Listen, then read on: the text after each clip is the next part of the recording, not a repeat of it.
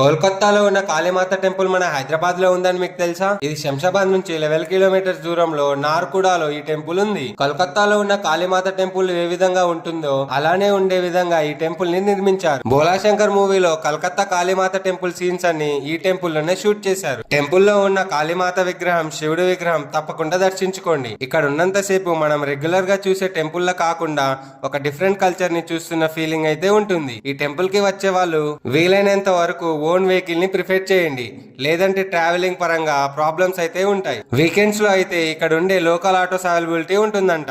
ఇక్కడ entry ticket కూడా ఏమీ లేదు. ప్రెసెంట్ అయితే కెమెరా అండ్ వీడియో రిస్ట్రిక్షన్స్ కూడా ఏం లేవు. మీ ఫ్రెండ్స్ అండ్ ఫ్యామిలీతో ఒక డిఫరెంట్ ప్లేస్ కు రావాలనుకుంటే ఈ టెంపుల్ ని మాత్రం తప్పకుండా విజిట్ చేయండి. ఈ టెంపుల్ సర్చ్ చేసేటప్పుడు కాళీ మందిర్ టెంపుల్ నార్కుడా శంషాబాద్ అని లేదా స్వర్ణశిల్ప వివేకానంద కాళీ మందిర్ అని సెర్చ్ చేయండి.